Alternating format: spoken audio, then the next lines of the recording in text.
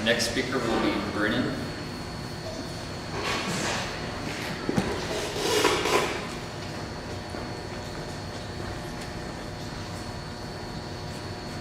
Brennan, your question is, what new technologies can we use to propel our spacecraft?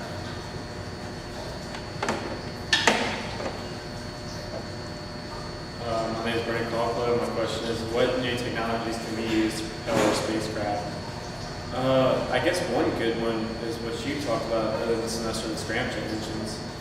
But I'm not sure how that would work once you get into outer space where you don't have any air to actually go into the scramjet. Maybe we could just talk to George Lucas and see what he had to power the X-Wings and all that stuff, because it seemed to work out pretty well.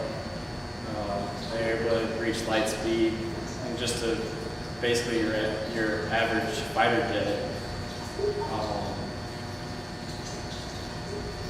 I've heard that there are theories that whenever we have these like superpowered spacecraft, we're not going to have wings on them or anything. It's going to be kind of like a cube where it just darts left, right, very suddenly.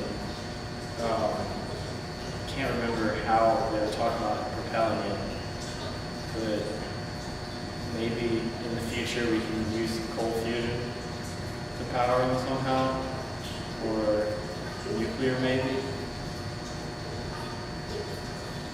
I just don't know how you would harness that to power like a rocket essentially.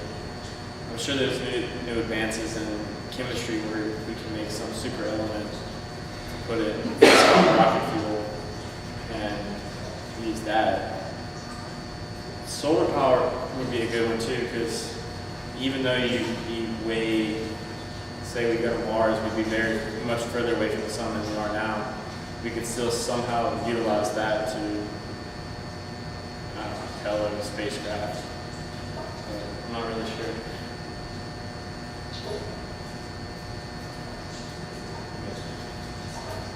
Okay, let's say we talked about solar power, what about such things such as solar cells, solar sailing, spacecraft, or even using a nuclear bomb to propel a spacecraft? You can make it work.